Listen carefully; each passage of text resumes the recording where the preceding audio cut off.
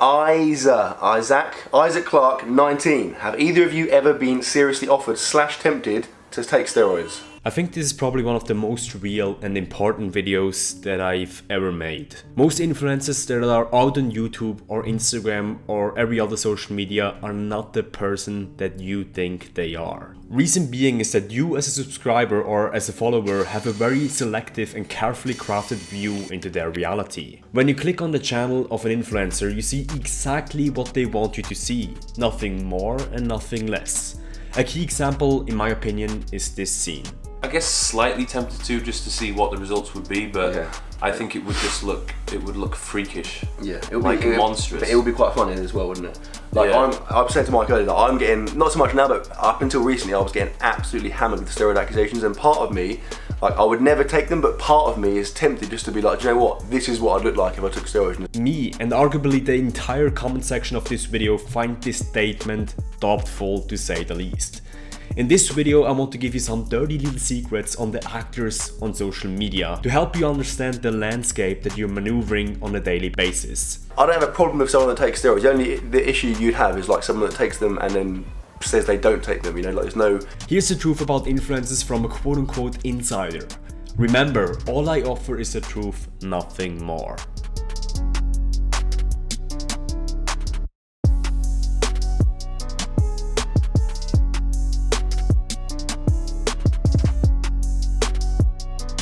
Now the points following may either be 1, common sense, or 2, QG paranoia in its finest for you. However you may perceive the following rules, remember that I don't present them to your liking. Instead, I want to help you stay safe and critically alert online. This will be more important in the future than ever. Rule number 1. You think you know influencers, but you don't. I am nothing. I was a fucking prostitute, for God's sake. Now, even for me, as a micro influencer with my 50 views production empire, I could be a total asshole practicing in human trafficking outside of the heavily edited scripted content that we have 3 times per week. And that's just the reality that we face. It's like being in the beginning stages of a relationship where you only show your best sides. Just in YouTube this lasts forever because the glimpse that you get into my life is heavily minimized. Most influencers, like businesses, after some size have a social media team, so the people that comment on your comment are not necessarily the influencers. Because who the fuck wants to spend time with mere mortals if you're a freaking influencer and live in LA? Be like them and be like the 90%ers, the people that work 9 to 5. That is not me. I am in LA to not be like that. This is the first and cardinal rule for interacting with influencers of any kind. Brad Pitt probably could not care less about you or me, nor does Dwayne Johnson. Why? Because we all live in our small bubble with our own problems to solve. Most influencers spend all their available fucks, as Mark Manson would call it, on their challenges. And so should you. You think you know influencers, but you don't.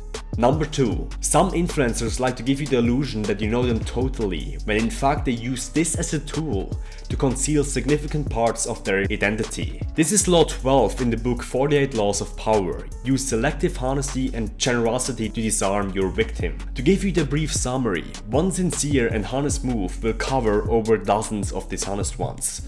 Open-hearted gestures of honesty and generosity bring down the guard of even the most suspicious people. Once your selective honesty opens a hole in their armor, you can deceive and manipulate them at will. A key example of this is when 2 German fitness influencers, I will not tell their names, Patrick, Misha, got exposed for participating in unethical business tactics, and the defense that they had was like, you see us acting this crazy for camera, if we are really that crazy as this other guy wants you to believe, don't you think we would have already shown it? Please remember that the other guy who accused them had freaking audio proof.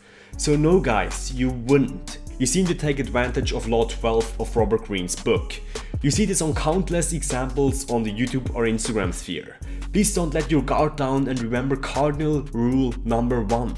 You think you know influencers, but you don't. And this also leads to number 3.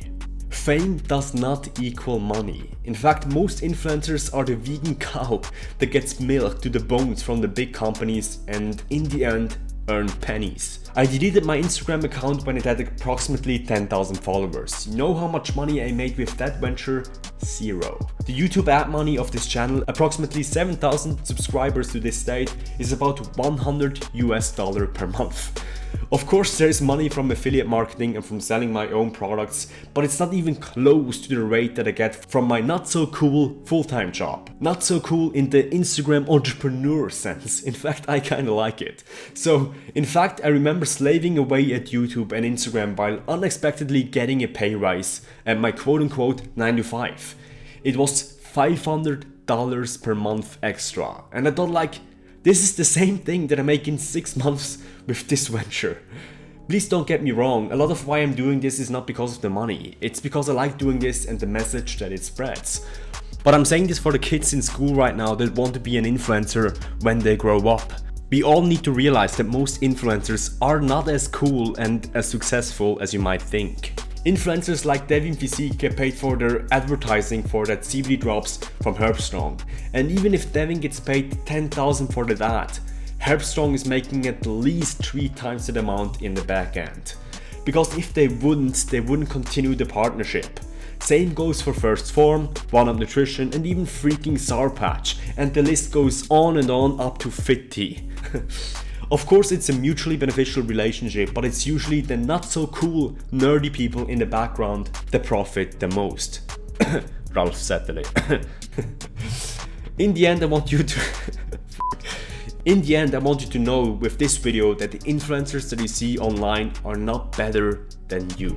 There are people with their own problems, living in their own bubble, and you're interacting with these people, including myself, on their agenda in a very planned and structured way. Influencers are people that publish content and are not necessarily your friends. And I know this will probably hurt the support that I get from the dear members of the 50 Views production empire, but please always be skeptical to what people say online, and this includes myself. Just because people are good and talented in front of the camera or interact with you online doesn't mean they have your best interest in mind. Some do and some don't. This is just the nature of the sphere. Imagine Brad Pitt that signs an autograph of a random fan. You think he does this for the benefit of the fan or as a drudgery of his work as an actor? I think more often than not it's the second option, and I just want more people to realize that.